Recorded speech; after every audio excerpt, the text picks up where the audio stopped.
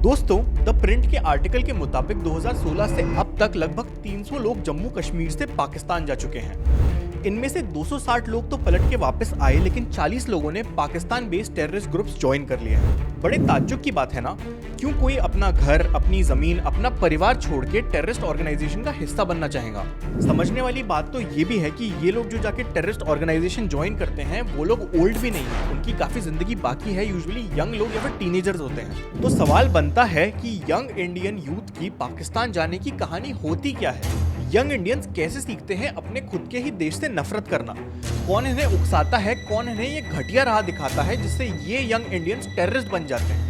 हमारी आज की वीडियो का गोल यही सवाल का जवाब ढूंढना है। हमने पिछले वीडियो में डिटेल में बात की थी कि एक टेररिस्ट मिशन की शुरुआत होती कैसे है, कैसे असाइन, कम्युनिकेट और रिक्रूट किया जाता है। हमने समीर का एग्जाम्पल लेके ये भी समझा था कि मैनिपुलेट कैसे किया जाता है इन बच्चों को, और आज हम इसी कहानी में आगे बढ़ेंगे। आज हम जानेंगे कि एक इंडियन यूथ को ट्रेनिंग के लिए पाकिस्तान कैसे ले जाया जाता है। ये समझेंगे कि कैसे उसे मैनिपुलेट किया जाता है इंडिया छोड़ने के लिए। इसके अलावा इंडिया से पाकिस्तान का सफर एग्जैक्टली होता कैसा है, कितने लोग होते हैं, और सबसे बड़ा सवाल कि वहां पे जाके ट्रेनिंग और ब्रेन वॉश कैसे किया जाता है। अगर आपने हमारे पिछले वीडियो का पार्ट 1 नहीं देखा है तो कोई बात नहीं, मैं आपको क्विकली एक रिकैप दे देता हूँ। हमने पिछली वीडियो में डिस्कस किया था कि टेररिस्ट ऑर्गेनाइजेशंस जैसे लश्कर-ए-तैयबा इंडिया में कैसे अपने ह्यूमन कैंडिडेट को रिक्रूट करते हैं। हमने ये भी बताया था कि ये प्रोसेस काफी सिस्टमैटिक होती है और डेंजरस भी। पहले पाकिस्तान में बैठे टेररिस्ट लीडर अपनी रिक्वायरमेंट्स इंडिया के लोकल हैंडलर्स को भेजते हैं। ये लोकल हैंडलर्स फिर अपने एसेट्स को, जो नॉर्मल स्टूडेंट्स की तरह ही दिखते हैं, उनको कॉलेजेस और कम्युनिटीज में डिप्लॉय कर देते हैं। ये जो डिप्लॉयड एसेट्स होते हैं वो 3 टाइप के लोगों को स्पेसिफिकली टारगेट करते हैं। पहले वो होते हैं जो पर्सनल या फिर इकोनॉमिक लॉस से गुजर रहे हो। दूसरे ऐसे जो टैलेंटेड यंग स्टूडेंट्स हो, जो इजीली इन्फ्लुएंस हो सके, जिनकी खुद की आइडियोलॉजी अभी तक बनी ना हो। और तीसरे जो रिलीजियसली काफी कट्टर हो और भड़काए जा सके बहुत आसानी से। इसके अलावा हमने ये भी देखा था कि कैसे जुनैद और आफ्ताब जो एसेट्स थे, उन्होंने कश्मीर यूनिवर्सिटी में समीर नाम के एक ब्रिलियंट स्टूडेंट को कैसे टारगेट किया था। धीरे धीरे उन्होंने समीर से फ्रेंडशिप बनाई, फिर उसे लोकल हैंडलर शबीर से मिलवाया स्कॉलरशिप के बहाने। एक बार स्कॉलरशिप अप्रूव हुई, उसके बाद शबीर ने उसे हैदर से मिलवाया, जो एक्चुअली एक स्मगलर था पर कपड़े का बिजनेसमैन बन के मिलवाया गया। हैदर और शबीर ने सिस्टमैटिकली समीर को मैनिपुलेट करना शुरू किया 2014 के फ्लड्स और इमोशनल एंगल को यूज करके, आर्टिकल 370 का मुद्दा लेकर और फेक वीडियोस भेजकर। कहानी के जितने भी कैरेक्टर्स हैं उन सब ने मिलकर एक ग्रुप बनाया जहां पे वो लोग ऐसी बातें कर सके, और यहीं पे हमारी पिछली कहानी खत्म हो गई थी। पिछली कहानी में हम ये समझ पाए थे कि समीर स्लोली टेररिस्ट ऑर्गेनाइजेशन के जाल में फंसते जा रहा है और उसे पता भी नहीं है कि वो एक टेररिस्ट ऑर्गेनाइजेशन का पार्ट बन चुका है, ये लोन एक्सेप्ट करके। तो अब बिना समय बर्बाद किए आगे बढ़ते हैं इस कहानी के पार्ट 2 पे और समझते हैं कि why the recruitment of Indians by Pakistan is too high.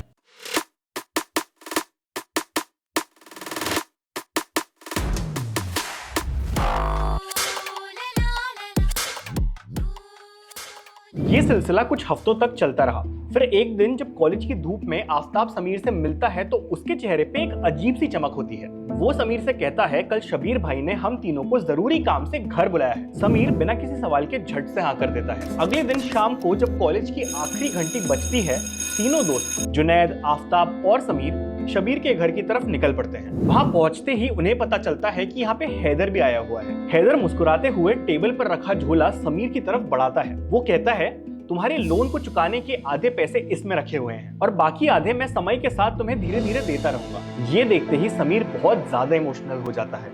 उसकी आंखों में आंसू आ जाते हैं और वो हैदर साहब को शुक्रिया अदा करता है। कुछ ही देर बाद उनकी बातें होना शुरू हो जाती है। बातों के वक्त कुछ इमोशनल बातें होती है, कुछ कौम के बारे में होती है और कुछ खुद के बारे में होती है। इसी के बाद हैदर मेंशन करता है कि समीर के लिए जो लोन चुकाने का काम किया गया है ये ऐसे ही नहीं किया गया। हैदर बताता है कि समीर एक बहुत स्पेशल बच्चा है और उसके लिए एक बहुत बड़ी अपॉर्चुनिटी आई है। हजारों में से सिर्फ तुम तीनों को चुना गया है। इसके आगे हैदर उन्हें बताता है कि तुम्हारे जैसे यंग टैलेंटेड लड़कों के लिए कराची में एक स्पेशल ट्रेनिंग ऑर्गेनाइज की जा रही है। वहाँ तुम्हें सेल्फ डिफेंस और अपने लोगों की सुरक्षा करना है। वहाँ पर लीडरशिप के बारे में गाइड करने के लिए कश्मीर, लाहौर, कराची से बड़े बड़े लीडर्स आने वाले हैं। इसके अलावा तुम्हारे करियर के लिए और तुम्हारी सेफ्टी के लिए, स्पेशली इस मुल्क में, ये बहुत इंपॉर्टेंट होने वाला है। पर दोस्तों, ये समझना बहुत जरूरी है कि ये असल में एक षड्यंत्र है। यहाँ समझना जरूरी है कि हैदर का ये जो पूरा खेल है ये एक ट्रैप है और समीर को बिल्कुल भी नहीं पता है कि हैदर धीरे धीरे करके उसके मन में जहर घोल रहा है। इसके अलावा जुनैद और आफ्ताब जो इस कॉन्वर्सेशन में बैठे हैं उनको पहले से ही बताया गया था कि उनको एग्जैक्टली क्या बोलना है। इसीलिए हैदर जैसे ही ये बातें करता है, दोनों एक्साइटेड एक्ट करते हैं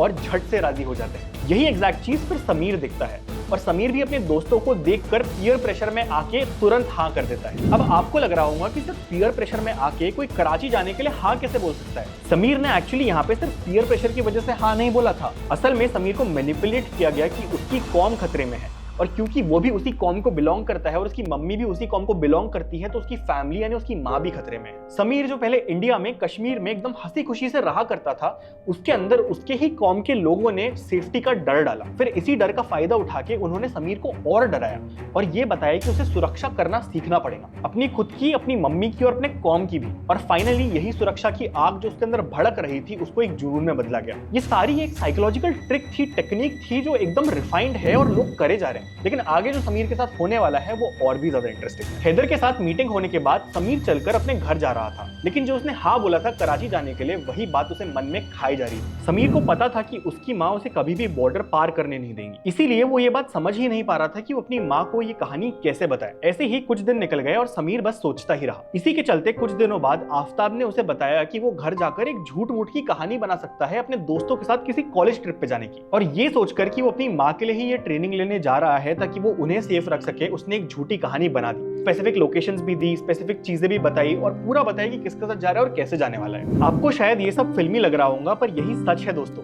CNN न्यूज 18 के आर्टिकल से हमें पता चलता है कि कैसे कश्मीर के पहलगाम अटैक में एक मेजर सस्पेक्ट आदिल अहमद ठोकर ने भी इसी तरीके से रेडिकलाइज होकर घर पे झूठ बोला था। 25 अप्रैल 2018 को आदिल जम्मू में एग्जाम देने के बहाने अपने इंडियन पासपोर्ट का इस्तेमाल करके अटारी बॉर्डर से पाकिस्तान चला गया था और उसने वहीं जाकर लश्कर तैयबा को ज्वाइन किया और बाद में पहलगाम अटैक को अंजाम दिया। हिंदुस्तान टाइम्स के मुताबिक 2001 से अब तक इंडिया को 22 टनल्स मिली है जिनका टेररिस्ट बॉर्डर क्रॉस करने के लिए इस्तेमाल करते थे, लेकिन रिक्रूट्स को बॉर्डर क्रॉस कराने के लिए टनल्स काफी रिस्की होती है। इसीलिए यही समझते हुए अब हम वापस आते हैं हमारी कहानी पे। समीर ने अपने घर पर झूठी मूठी कहानी बना दी और हैदर को हाँ कह दिया। इसके बाद हैदर के कहने पर शबीर समीर से उसके आइडेंटिटी डॉक्यूमेंट्स जैसे कि आधार कार्ड, पैन कार्ड सब कलेक्ट करने लगा। फिर इन्हीं सारे डॉक्यूमेंट्स को यूज कर जो शबीर ने कलेक्ट किए थे, हैदर ने समीर को अपने कपड़ों के बिजनेस का एक एम्प्लॉय बनाया और वैसे ही रजिस्टर कर दिया। और उसके बाद उसी की कंपनी से बिजनेस मीटिंग के नाम पर समीर को कराची तक भेजने का लीगल प्लान बनाने लगा। समीर को बताया जाता है कि उसे एक हफ्ते बाद की फ्लाइट से पहले काठमांडू जाना होगा जो नेपाल में है, फिर वहां से फ्लाइट चेंज करके सीधा कराची जाना होगा। ये बताने के बाद हैदर फ्लाइट्स की टिकट समीर के हाथों में थमा देता है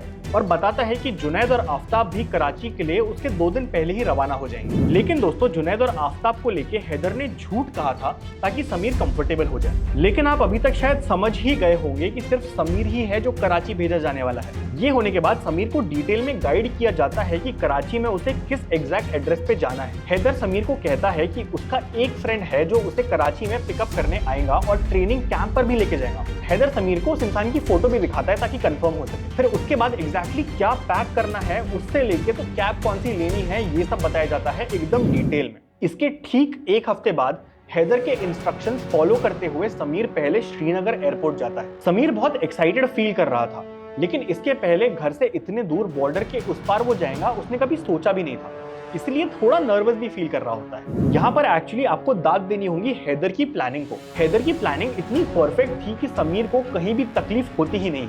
आसानी से वो श्रीनगर एयरपोर्ट से काठमांडू एयरपोर्ट के लिए फ्लाइट ले लेता है और 1 घंटे बाद काठमांडू से कराची के लिए दूसरी फ्लाइट ले लेता है।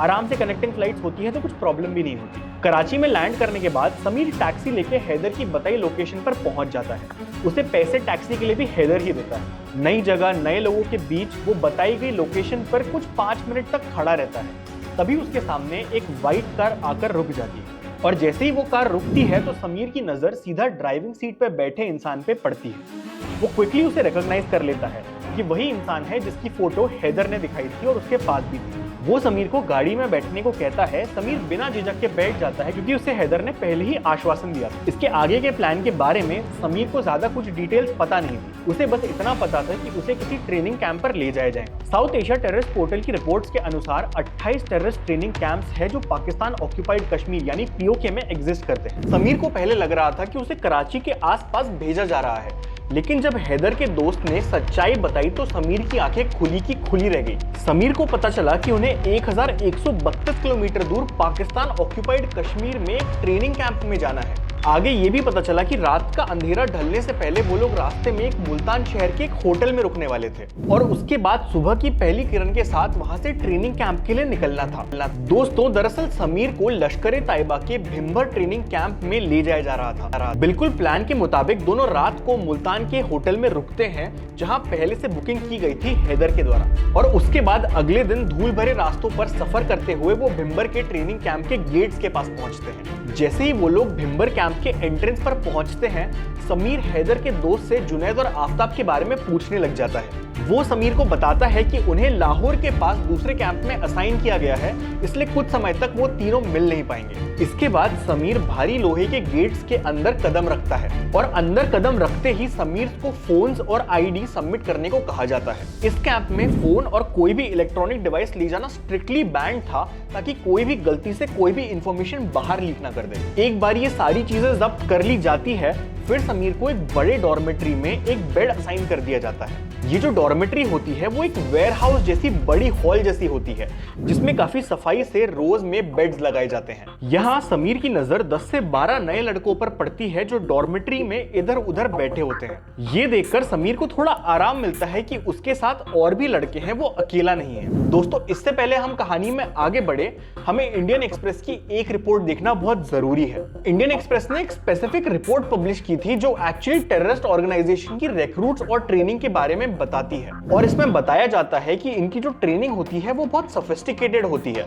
स्पेसिफिकली बात करें तो 4 स्टेप्स होते हैं जिसमें पूरी टेररिस्ट ट्रेनिंग कंप्लीट की जाती है। पहला होता है दौरा सूफा, जो लगभग 20 दिन का होता है। दूसरा होता है दौरा आम, जो लगभग 21 दिन का होता है। तीसरा होता है दौरा खास, जो सबसे लंबा होता है और लगभग 75 डेज तक चलता है। और चौथा और फाइनल होता है दौरा रिबत, जो लगभग 30 दिन में कंक्लूड होता है। अब हम अपनी कहानी में आगे बढ़ते हुए समीर के द्वारा इन चारों लेवल्स को बहुत डीप में समझेंगे। टेररिस्ट कैंप में आने के बाद समीर को कुछ दिन दिए जाते हैं, लगभग 2 से 3 दिन वहां पे सेटल होने के लिए। समीर वहां पे आने के बाद कुछ नए दोस्त बनाता है उन लोगों के साथ जो उसके आसपास रहते हैं। समीर इस ट्रेनिंग कैंप में आने से पहले ही बहुत मैनिपुलेट किया गया था, स्पेसिफिकली हैदर के द्वारा, लेकिन यहाँ पे जो उसके नए दोस्त मिलते हैं उनके साथ बातें करने के बाद उसे और गहराई में समझ आता है कि उसे अपने कौम को बचाने की क्यों जरूरत है। 2-3 दिन अच्छे से घुलने मिलने के बाद फाइनली उनकी ट्रेनिंग शुरू होती है, और ये ट्रेनिंग एक्चुअली स्टार्ट करती है ब्रेन वॉशिंग की, जिसको आप डिटेल में समझोगे। पहला फेज आता है दौरा सूफा। समीर को और भी एक्सट्रीम लेवल पे अब रेडिकलाइज किया जाता है।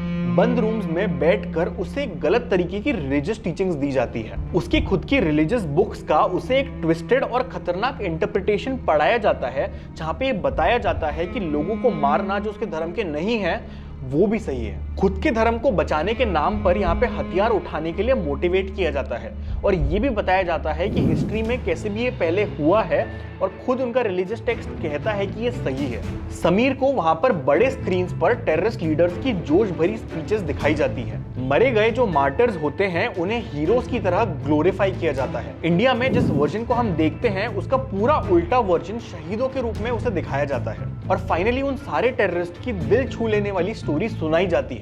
दोस्तों, इस रिसर्च में सबसे इंटरेस्टिंग बात तो ये पता चली है कि वहां पे ऐसा दिखाया जाता है कि समीर अब एक रेवोल्यूशन का पार्ट बनने वाला है, और ये सारे शहीद लोग हैं जिन्होंने रेवोल्यूशन के लिए जान दी है। आधा टाइम जाता है ऐसी गलत रिलीजियस टीचिंग्स में, लेकिन इसके साथ साथ समीर को बहुत सारी फिजिकल ट्रेनिंग भी देना शुरू कर दिया जाता है। कीचड़ भरे ग्राउंड्स पर पुशअप कराया जाता है, सेटअप किया जाता है, और लॉन्ग डिस्टेंस रनिंग जैसी एक्सरसाइजेस की जाती है जो हमारी इंडियन आर्मी में भी देखने को मिलती है। ये जो पूरा रूटीन होता है गलत रिलीजियस टेक्स्ट के साथ थोड़ी बहुत फिजिकल इंटेंस एक्सरसाइज का, ये 20 दिन तक चलते जाता है। और फाइनली 20 दिन के इंटेंस ब्रेन वॉशिंग के बाद समीर में फिजिकली तो बहुत ज्यादा बदलाव नहीं आता, लेकिन मेंटली समीर पूरी तरीके से अपनी खुद की कंट्री के खिलाफ भड़काया जा चुका होता है। दोस्तों, बोला जाता है कि 21 दिन इनफ होते हैं कोई भी हैबिट लगाने के लिए, और ऐसा मानो कि समीर को हैबिट लगा दी जाती है इंडिया को हेट करने की। समीर घर से सिर्फ 2 हफ्तों की एक मासूम ट्रिप का बहाना बना के निकला था, लेकिन अब उसका ब्रेन वॉश इतना कंप्लीट हो चुका है कि अगले लेवल की ट्रेनिंग में जाने के लिए कन्विंस करने की भी जरूरत नहीं पड़ती।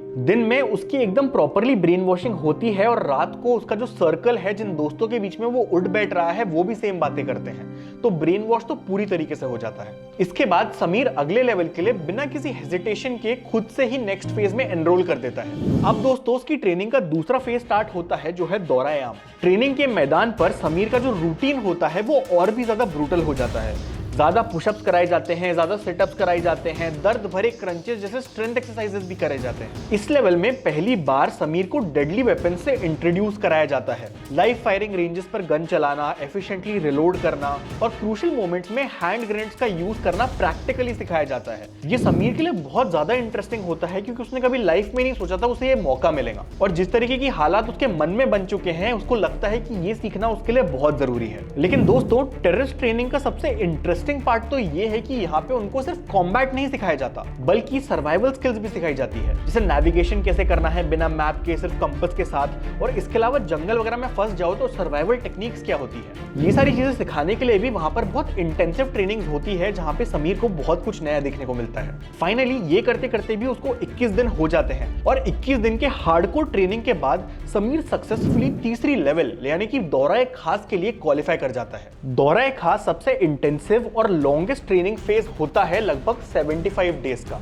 यानी समझ लो एक 75 डेज का एक हार्डकोर प्रोग्राम है। यहाँ फौज जैसे एक्सट्रीमली स्ट्रिक्ट रूटीन्स होते हैं। सुबह 4 बजे की कड़ी ठंड में उठना पड़ता है और दिन भर नॉन स्टॉप इंटेंस ट्रेनिंग होती है। इसके अलावा समीर की बॉडी को आर्टिफिशियली एनहांस करने के लिए खतरनाक स्टेरॉइड्स भी इंजेक्ट किए जाते हैं। ये जो स्टेरॉइड्स होते हैं ये पावरफुल परफॉर्मेंस बूस्टर ड्रग्स का काम करते हैं और यहीं से काफी सारी टेररिस्ट को लत लगना शुरू होती है। दोस्तों, इंटरेस्टिंग बात तो ये है कि दौरा-ए-खास में फोकस सिर्फ एडवांस कॉम्बैट ट्रेनिंग पे होता है। शूटिंग रेंज में समीर को AK-47 जैसी डेडली असॉल्ट राइफल्स मास्टर करनी होती है। इसका मतलब पावरफुल बॉम्ब्स असेंबल करना, डिसअसेंबल करना और स्ट्रैटेजिकली प्लेस करना सब कुछ सिखाया जाता है। दौरा-ए-खास में असली कॉम्बैट सिचुएशंस को प्रैक्टिस करने के लिए समीर को रात को चैलेंजिंग मिशंस दिए जाते हैं, जहां पर समीर को रात भर जाग कर मिशंस करने होते हैं। इसके लिए ट्रेनर्स उसे कोकेन लेना भी सिखाते हैं ताकि वो रात भर अलर्ट रह के काम कर सके। दौरा-ए-खास एज अ ट्रेनिंग बहुत ही ज्यादा मुश्किल होती है। बहुत कम लोग होते हैं जो एंड तक जा पाते हैं। इसके अलावा जो लोग जा रहे होते हैं वो या तो पार्शली या तो कंप्लीटली ड्रग्स के एडिक्ट बन जाते हैं क्योंकि उनकी बॉडी ये सब विथस्टैंड ही नहीं कर सकती बिना इन ड्रग्स के। फाइनली इस ब्रूटल 75 डेज के बाद समीर को फाइनल और लास्ट फेज के लिए मूव कर दिया जाता है दौरा-ए-रिबत।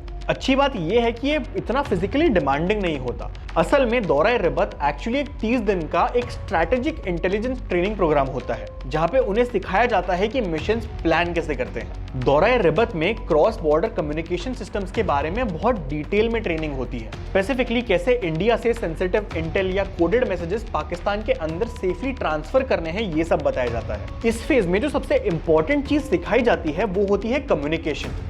ये समझाया जाता है कि अगर मिशन के दौरान पकड़े गए तो पूछताछ में एग्जैक्टली क्या बोलना है, क्या चीजें एग्जैक्टली छुपानी है, ये सब मेंटली एकदम प्रिपेयर कर दिया जाता है। ऐसा बताया जाता है कि दौरा-ए-रिबत भले ही फिजिकली इंटेंस ना हो लेकिन फिर भी स्ट्रैटेजी के मामले में बहुत डिफिकल्ट होती है। यहाँ पे जो टेक्निक सिखाई जाती है, जो लैंग्वेजेस सिखाई जाती है, जो टॉर्चर सहना सिखाया जाता है, ये कहीं और नहीं हो पाता। इस फाइनल 30 दिन की स्ट्रैटेजिक ट्रेनिंग कंप्लीट होने के बाद जो समीर एक ब्रिलियंट स्टूडेंट था जिसका सिर्फ एक ही सपना था कि अपनी माँ के लिए कुछ करना, अब अपनी असली आइडेंटिटी खो चुका है। जो उसने पिछले 3-4 महीने यहाँ पे गुजारे हैं उन्होंने उसे पूरी तरीके से बदल दिया है। फिजिकली हो सकता है कि उसका खून इंडिया से हो लेकिन मेंटली और इमोशनली उसका कंप्लीट ट्रांसफॉर्मेशन हो चुका है। उसके दिल और दिमाग दोनों ने उसे एक डेंजरस ट्रेन टेररिस्ट में बदल दिया है। यार आज भी पाकिस्तान बैक टेरर ग्रुप्स अपनी स्ट्रैटेजी को लगातार इवॉल्व कर रहे हैं, लेकिन एक पॉजिटिव ट्रेंड है जो देखने को मिल रहा है। यूथ रिक्रूटमेंट पहले के मुकाबले बहुत ज्यादा कम हो गया है, स्पेशली आर्टिकल 370 के बाद। लेकिन ये भी समझना जरूरी है कि ये खतरा पूरी तरीके से खत्म नहीं हुआ है। टेररिस्ट और स्लीपर सेल्स, इनका नेटवर्क अभी भी एक्टिव है पूरे के पूरे इंडिया में। पहलगाम अटैक के बाद गवर्नमेंट ने अभी सारी रिक्रूटमेंट एक्टिविटीज पे बारीकी से सर्वेलेंस करना शुरू कर दिया है। लेकिन इन सबके बीच सारे गवर्नमेंट एफर्ट्स के बाद भी हमारा सतर्क रहना सबसे ज्यादा जरूरी है। सोशल मीडिया पर किसी भी सस्पिशियस ग्रुप, प्रोपेगेंडा या ऐसी एक्टिविटी को रिपोर्ट करना इंपॉर्टेंट है जो आपको लगता है कि भड़का रही है। और इस बात का भी ध्यान रखना जरूरी है कि जब भी आप कोई भी वायरल वीडियो देखते हो, हेट स्पीच देखते हो या फिर फेक न्यूज देखते हो तो उसको बिना वेरीफाई किए प्लीज फॉरवर्ड मत कीजिए। यार एक बात को गार्ड बांध लेना बहुत जरूरी है कि टेररिस्ट ऑर्गेनाइजेशंस की स्ट्रैटेजी चाहे कितनी भी मॉडर्न हो जाए, हमारी अवेयरनेस, यूनिटी और टेक्नोलॉजी उससे ज्यादा पावरफुल हो सकती है। हो सकता है कि आप इस फाइट को बॉर्डर पे देखते होंगे, लेकिन ये मत भूलिए कि आप भी इस फाइट का हिस्सा है। अपनी आंखें खुली रखिए, अपने परिवार को सेफ रखिए और देश की सुरक्षा में अपना योगदान दीजिए।